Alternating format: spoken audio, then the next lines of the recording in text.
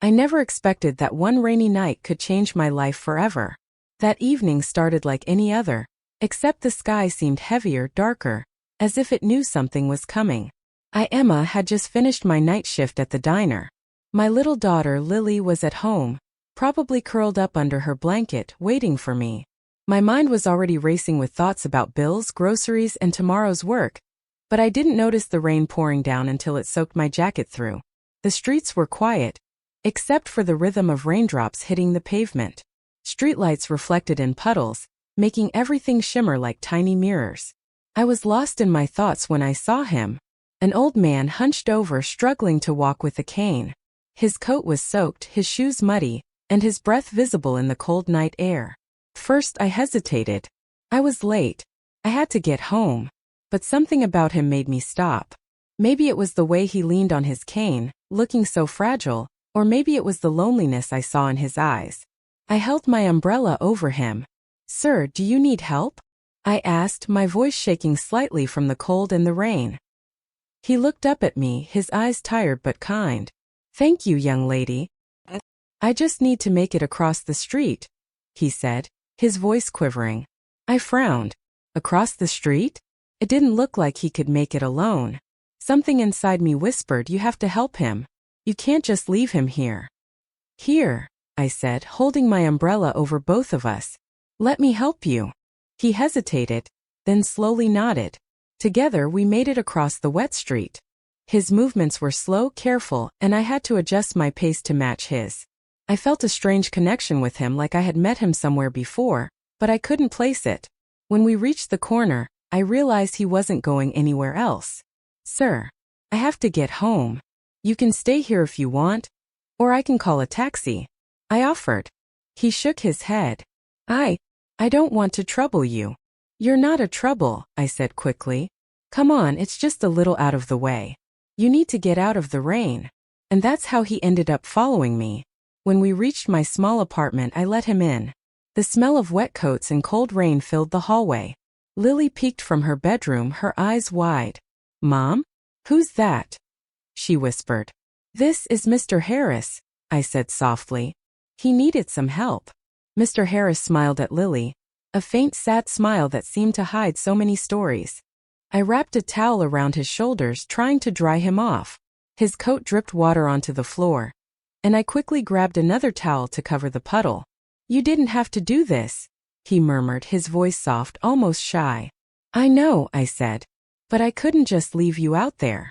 It was raining too hard, and you looked like you needed help." He nodded, staring into the small living room. I noticed the way his eyes lingered on the little things. The worn couch, the small bookshelf, the framed photo of Lily and me on the wall. It was almost as if he was remembering something. We sat down together, and I offered him some tea. He accepted, shaking slightly as he held the warm mug. I tried not to stare, but I couldn't help noticing how fragile he looked.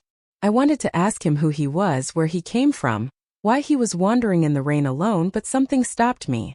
Instead I asked, "Do you want some dry clothes? I can lend you something." He hesitated, then shook his head. No, thank you. I don't want to bother you too much." "You're not a bother," I said firmly, though inside I felt a strange nervousness. Something about him, something about his presence felt important. We sat in silence for a few minutes, the sound of the rain outside filling the room. Lily came over and placed her small hand on mine. "Mom, can he stay?" she asked. I looked at her little face and smiled. "Just for a little while," I said. Mr. Harris looked at me, a strange expression on his face, something between gratitude and surprise. "Thank you, young lady," he said quietly. "You're very kind." I nodded, feeling a warmth in my chest despite the cold rain still dripping from his coat.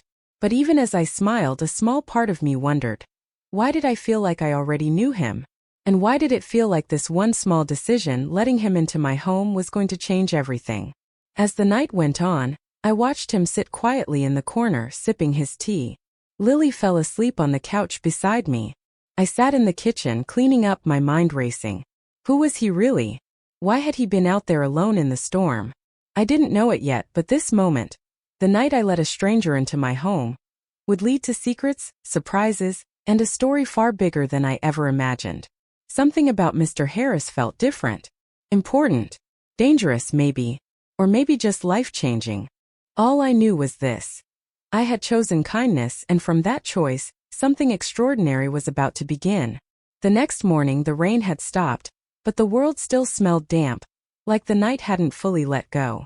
I woke up before Lily as usual, my body stiff from sleep, my mind buzzing with thoughts of the previous night.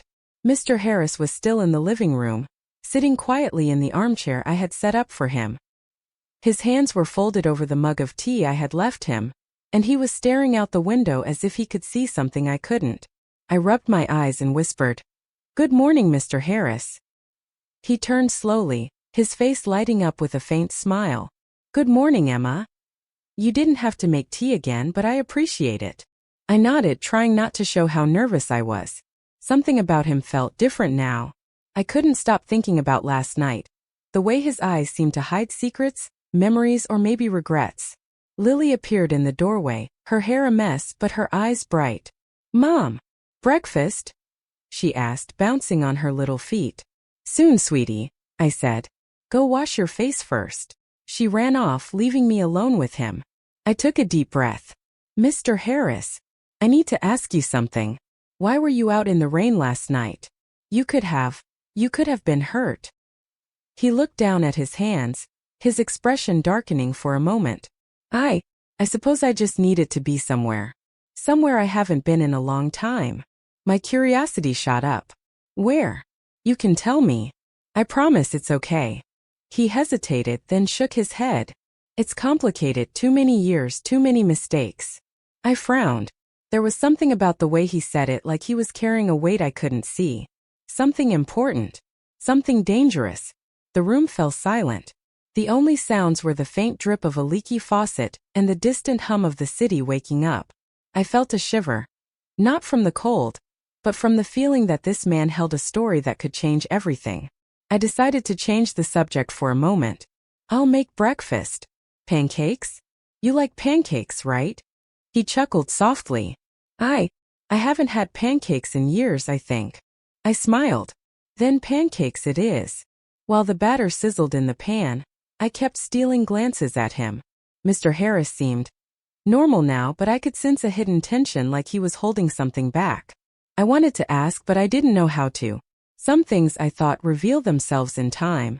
When we sat down at the small kitchen table, Lily chattered about school and her doll, and Mr. Harris listened quietly, nodding occasionally, smiling faintly. But then he said something that made me freeze.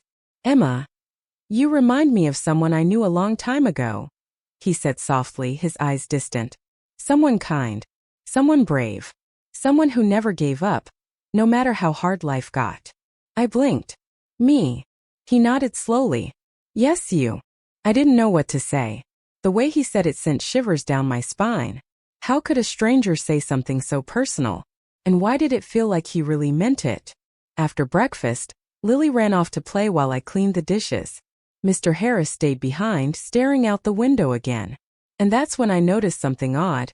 He was wearing a small silver locket around his neck, barely noticeable under his shirt collar. I remembered it from last night, but today it looked important. "Mr. Harris, that locket," I said slowly. "It looks old. Is it special?" He looked at me, eyes narrowing, then smiled faintly. "It belonged to someone I loved. A long time ago. Someone I lost." I nodded, not pushing further. I didn't know why, but I felt like asking more would cross some invisible line. Hours passed, and the morning turned into afternoon. Mr. Harris seemed content to stay in the apartment, reading old newspapers and sipping tea. But I noticed him glancing at the door every now and then, like he was waiting for something, or someone. Then around noon a package arrived at the door. I wasn't expecting anything.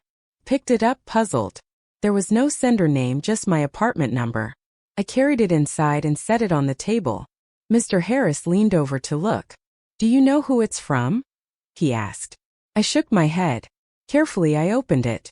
Inside was a small worn locket, exactly like the one Mr. Harris was wearing. My heart skipped a beat. How could this be? Two identical lockets? I looked at him, eyes wide. Where did this come from? He hesitated, then whispered, "Emma." Some things are meant to find you not by accident. I didn't understand. How could a stranger, someone I met just last night, be connected to this mysterious package? My mind raced. Was it coincidence? Or was there something more? Lily ran in holding her doll. Mom, look. My doll's wet. Can Mr. Harris help me fix her?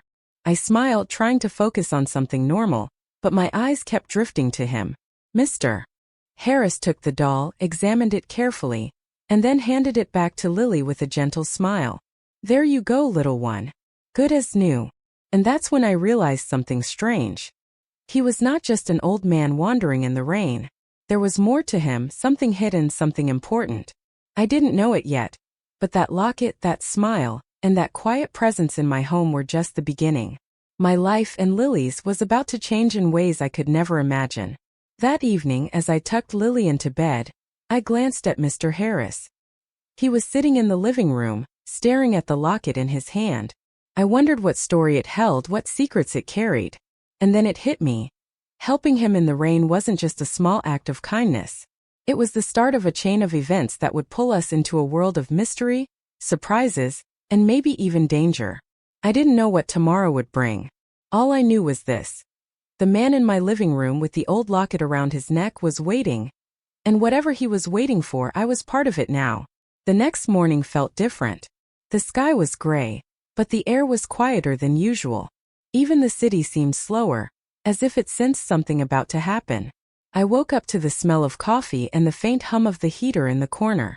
Mr. Harris was already sitting at the table, staring at the locket in his hands. Good morning, Emma, he said softly. His voice had a strange calmness today, but there was something tense in his eyes. Morning, I replied, pouring him a cup of coffee. Sleep well. He shook his head, still holding the locket carefully. Not really, too many memories. I tried not to look too curious, but I couldn't help it. Memories? What kind of memories could an old man wandering in the rain have? And why did it feel like I had stumbled into something far bigger than just helping a stranger? Lily ran in with her backpack. Mom, I don't want to go to school today, she whined. It's still raining a little. I smiled, ruffling her hair. You have to, baby. But I'll pick you up early today, I promise. She ran off, leaving me with Mr. Harris. He looked at me again, and this time there was something different, a flicker of recognition. Emma, do you know anyone who has a locket like this? He asked slowly, tilting his head. I froze. A locket like yours? He nodded. Yes, exactly like mine. It's not common. I've seen it before a long time ago, in a place I didn't think I'd ever see again. My heart skipped a beat. I didn't know what to say. Could it be a coincidence? Or was this some kind of hidden connection I wasn't supposed to understand yet? Before I could answer, the doorbell rang. I frowned. Who could it be this early? I wasn't expecting anyone. I cautiously went to the door and peeked through the peephole. No one. Just the empty hallway. I opened it slowly. The package from yesterday still sat on the doorstep. But something was different this time. There was a small envelope tucked under it, sealed, with my name written in careful handwriting. I picked it up and held it close, then looked at Mr. Harris. Emma, don't open it yet, he said urgently, standing up. Some things are meant to be understood in the right moment. I hesitated. Right moment, what does that mean? He shook his head, sighing. Just trust me. Some secrets, some pasts. They can be dangerous if revealed too soon. I wanted to argue, but there was something in his tone that made me stop. Something in his eyes. I set the envelope on the table and decided to focus on normal things for a while. But the quiet tension in the apartment didn't let me relax. Something was coming. I could feel it. Later that afternoon, I had to leave for work. Lily was at school, and I couldn't shake the uneasy feeling in my stomach. Mr. Harris stood by the window as I got ready to leave. Emma, be careful today, he said softly. Sometimes people come looking for things you don't even know exist yet. I frowned. What things? He didn't answer. He just gave me a faint smile and returned to the locket in his hands. I left the apartment, but my mind was elsewhere. Who could be looking for him? What was in that locket? And why did he seem important? When I returned home that evening, something felt off. A black car was parked across the street, and two men were standing by it, talking quietly. I couldn't hear them clearly, but the way they kept looking toward my building made my stomach twist. I quickly entered the apartment, locking the door behind me. Mr. Harris was in the living room, sitting calmly, almost too calmly. "You noticed them?" I asked quietly. He nodded. "Yes. I've been careful, but some people never forget. And some people never forgive." I frowned. "Forgive what?" He didn't answer. Instead, he handed me the envelope from earlier. "Open it. Now." I hesitated, then slowly opened it. Inside was a photograph of a young woman holding a locket identical to Mr. Harris's. She looked happy, but there was something sad in her eyes. "That's her?" I asked. "Yes," he whispered. "That was my daughter. I lost her a long time ago. And I've been trying to find her ever since." My heart ached. I couldn't imagine losing someone like that. And now I realized the locket, the mysterious package, the strange tension outside, it was all connected to him and somehow to me. Before I could ask more questions, my phone buzzed. A message from an unknown number. "Stop helping him. It's dangerous. Leave it alone." My hands shook. Who would send such a message? And how did they know I was helping him? Mr. Harris noticed my expression. "Emma, some people are watching. But you've already helped me. There's no going back now." I swallowed hard, feeling a mix of fear and excitement. I wanted to ask more questions, but I knew the answers would come. Eventually. That night I lay in bed thinking about the day. The envelope, the photograph, the black car outside. And Mr. Harris sitting calmly in my apartment holding the locket. I realized something important. This was no longer just about kindness. I had stepped into something bigger than me. Something mysterious. Something that could change my life forever. And even as I drifted to sleep, I knew the next day would bring answers and more questions. The morning came slowly, like the city itself was holding its breath. I woke to the faint sound of rain tapping against the window, soft this time, almost hesitant. Lily was still asleep, curled up under her blanket, her little face peaceful. I stayed in bed for a moment, thinking about Mr. Harris, the locket, and the photograph. I couldn't shake the feeling that yesterday had only been the beginning. I got up and quietly made coffee, hoping the smell would wake Mr. Harris without startling him. He was already in the living room, sitting in the same armchair, locket in hand. He seemed different this morning. There was a seriousness in his eyes, a weight I hadn't noticed before. "Good morning," I said softly. He looked up at me, nodded, but didn't speak. I sensed he was preparing himself to tell something important. I took a deep breath and asked, "Mr. Harris, can you tell me about your daughter? About her and the locket?" He hesitated, then sighed deeply. "Emma, it's not easy to talk about. Some stories are painful. Some are dangerous. But you've been kind to me. You've helped me when I didn't even know how to ask for help. So I will tell you carefully." I nodded, leaning forward. "I'll listen." He closed his eyes for a moment, as if gathering memories he had kept buried for decades. Then he began. "My daughter, her name is Caroline. She was just a baby when I lost her. It wasn't my fault, well, not entirely. There were people who wanted something I had, and in their greed, they took her from me. I searched for years, but the trail went cold. The locket, it was the only thing I had left. A reminder of her, a reminder of hope." I swallowed hard. "And now the locket came back to you?" He nodded slowly. "Yes. And more than that, I believe fate brought me here to you. To this city. To this apartment." I frowned. "Fate?" "Yes," he said, eyes fixed on mine. "I don't believe in coincidences anymore. Something or someone guided me to you. You, Emma, and your daughter Lily. You've become part of this story." My heart pounded. "Part of the story?" He nodded. "Yes. Because the people who took my daughter, they're still out there. They never gave up.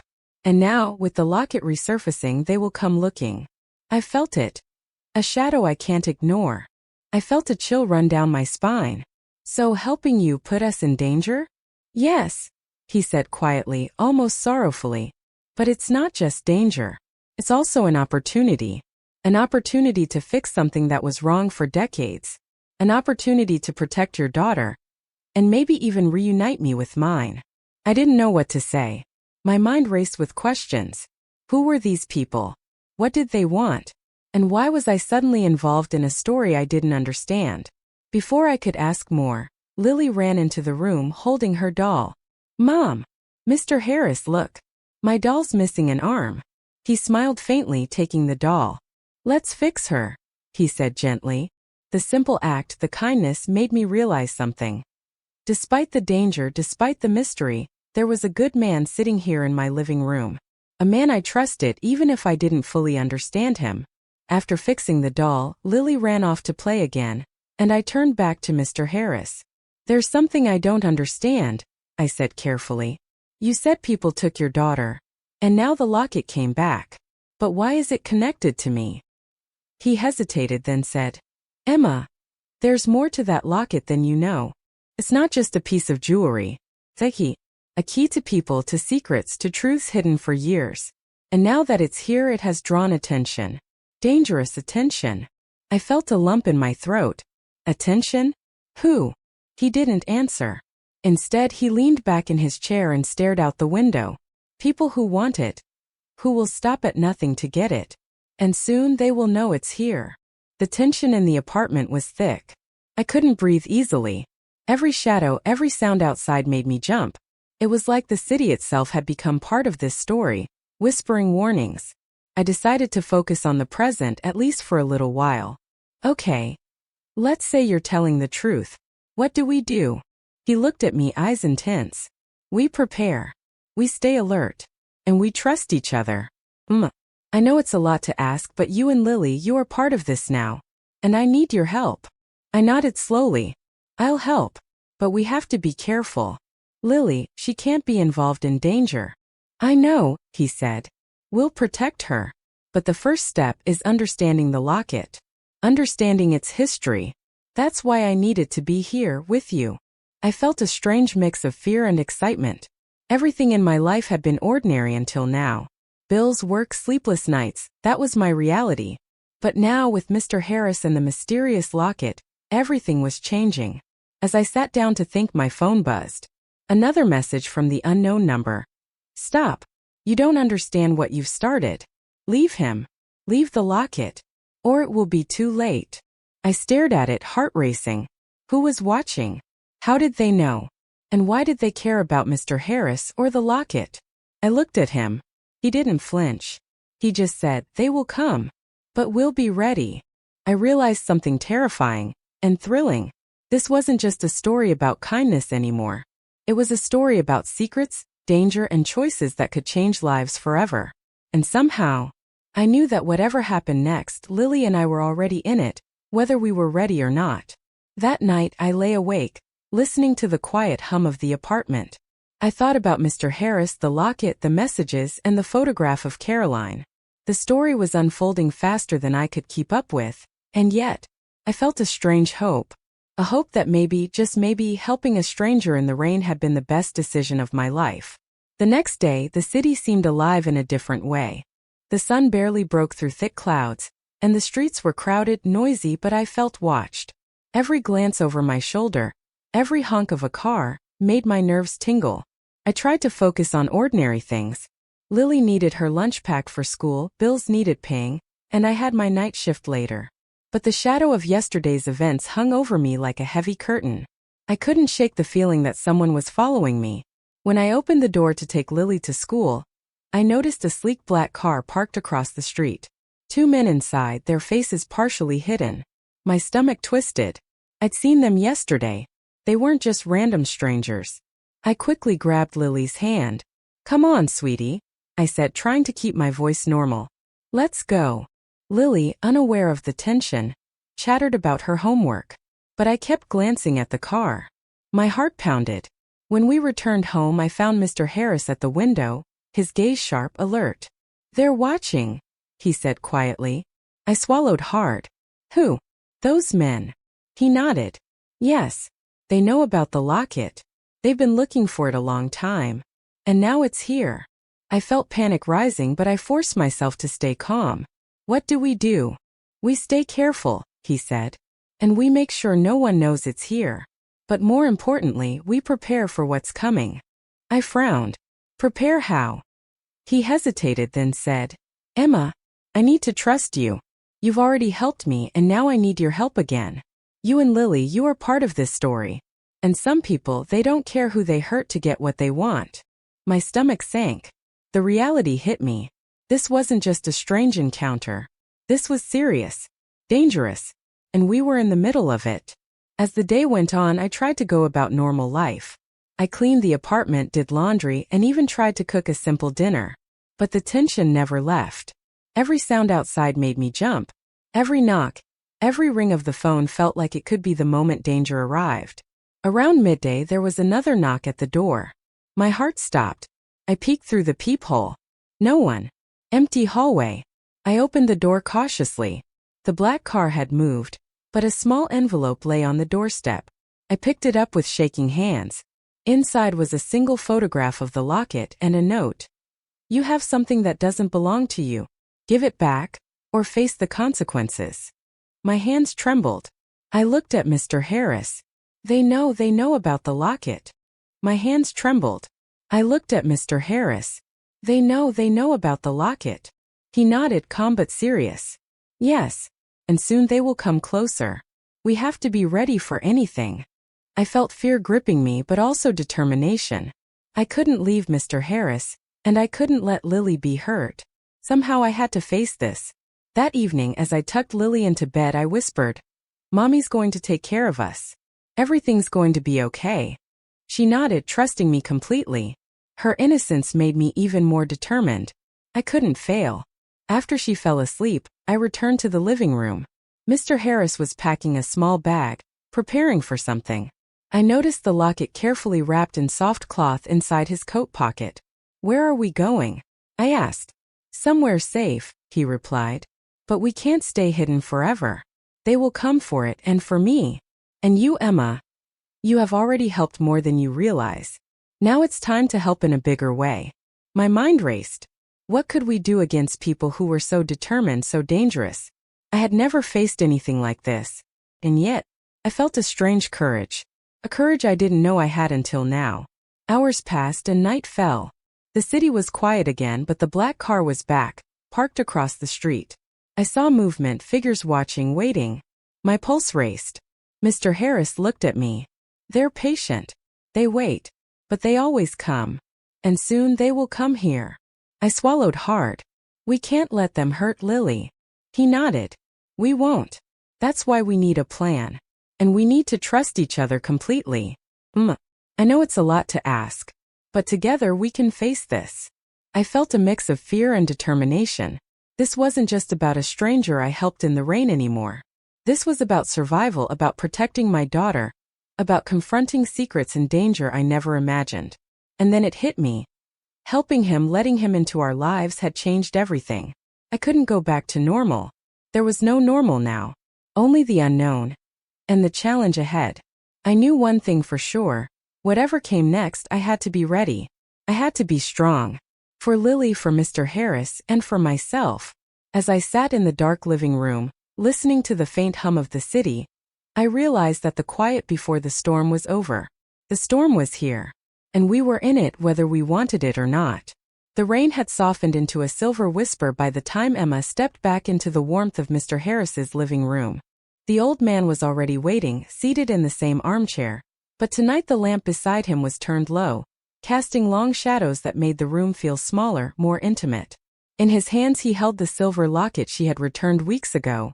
Its chain coiled like a sleeping snake. Emma hesitated at the threshold.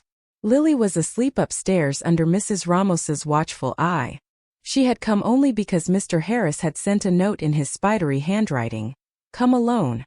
I owe you the rest of the story." She closed the door behind her. The click sounded final. "You kept it polished," she said softly, nodding at the locket. "I never stopped." His voice was steadier than she had ever heard it. "Sit, Emma. Please." She obeyed, perching on the edge of the sofa as though ready to bolt. Months of bringing him groceries, sitting in silence while he stared at photographs, listening to half-told memories, none of it had prepared her for the way he was looking at her now, like someone seeing daylight after years underground. He opened the locket with careful fingers. Inside was the faded picture she already knew. A little girl with Mr. Harris's sharp nose and someone else's smile. Her name was Abigail, he said. Abby. She was 7 in that photograph. She'll be 31 this November. Emma's breath caught. 31. Almost her own age. Mr. Harris turned the locket over. On the back, engraved in tiny script she had never noticed before, were the words, "To Daddy forever." I built Harris and Whitmore from nothing, he began, eyes fixed on the inscription. Shipping logistics, half the containers that moved through the port in the 90s carried my logo. I was on the cover of magazines. People toasted me at charity galas while I counted zeros. A bitter smile. Then my partner, Richard Whitmore, the man I called brother, cooked the books. Embezzled $42 million. When the auditors came, he pointed the finger at me. Said I was the one skimming. The evidence was convincing. Emma's mouth went dry. She had heard whispers about the Harris scandal years ago, back when she was still in high school, but names and details had blurred. They froze everything, he continued. Houses, cars, trust funds. My wife couldn't take the shame. She filed for divorce the week I was indicted. Took Abby to her parents in England and changed their names. I fought for visitation, but Richard's lawyers buried me. By the time the truth came out, too late, the damage was done. My little girl thought her father was a thief. She stopped answering letters. He closed the locket with a soft snap. I spent 8 years in federal prison. Minimum security, but prison all the same. When I came out, I had $93 and a bus pass. The company was gone. My name was poison. I rented the attic above the old hardware store and waited to die. Emma's eyes stung. She remembered the first time she had seen him. Soaked to the bone, trying to drag a broken umbrella through the storm, too proud to ask for help. That night, he said, voice dropping, when you walked me home. Do you know what I was doing out in that weather? She shook her head. I had gone to the cemetery. It was the anniversary of the day Abby stopped writing. I stood in front of an empty plot I bought for myself and decided it was time. I was going to walk into the river. Quiet. Clean. No one would miss me. Emma's hand flew to her mouth. But you, he said almost wonderingly, you stopped. You took my arm. You called me sir like I was still somebody. You carried my groceries up 3 flights of stairs even though your own shoes were falling apart. And when I tried to pay you, you said, "Neighbors help neighbors, Mr. Harris. Do you remember?" She nodded, tears slipping free. That sentence saved my life. Silence stretched between them, thick and trembling. He reached into the drawer of the side table and drew out a thick manila envelope. Placed it on the coffee table between them. Open it. Her fingers shook as she undid the clasp. Inside were documents, a passport, a set of keys, and a bank book. I never sold the last piece of property I owned outright, he said. A small trust the prosecutors couldn't touch because it was in Abby's name from the day she was born. I've been managing it quietly all these years. Investments. Dividends. It grew. Emma stared at the bank book. The balance made her vision blur. 7 figures. That can't be for me, she whispered. It's for Lily, he corrected gently. And for you. Enough to finish your nursing degree without working 3 jobs. Enough for a house with a yard where she can have a dog. Enough that no one will ever take her away from you because you missed a utility bill again. Emma made a sound halfway between a laugh and a sob. There's more. He pushed a second, slimmer envelope toward her. Plane tickets. 2. 1 adult, 1 child. London next month. I found her, Emma. Abby. She's a schoolteacher now. Married. 2 little boys. She never knew the full truth until I wrote to her last year.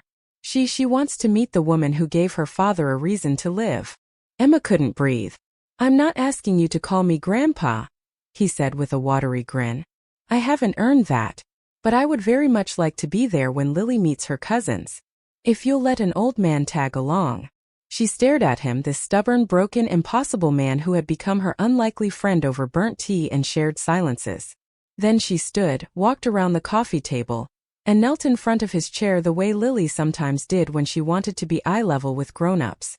Mr. Harris, she said, voice cracking. You are the most infuriating, proud, secretly kind person I have ever met. And I love you for it. She wrapped her arms around him. For a moment he sat frozen. the way he always did when anyone tried to touch him. Then his arms came up slowly, carefully, as if he had forgotten how, and he held her like she was the last solid thing in a tilting world. They stayed like that until the grandfather clock in the hallway chimed midnight. Later, when the rain had stopped entirely and the streetlights painted gold on wet pavement, Emma walked home lighter than she had ever been. She paused under the same street lamp where their story had begun, looked up at the stars just visible between the clouds, and smiled so wide it hurt. I helped him in the rain, she thought, pressing a hand to her chest where her heart was still racing. I helped a stranger in the rain, never knowing that one ordinary, stubborn act of kindness would hand my daughter an entirely new future. Somewhere behind her, a window creaked open. Mr. Harris's voice, gruff with unshed tears, floated down. "Good night, Emma." She turned and waved. "Good night, Mr. Harris." And for the first time in either of their lives, the night felt full of beginnings instead of endings.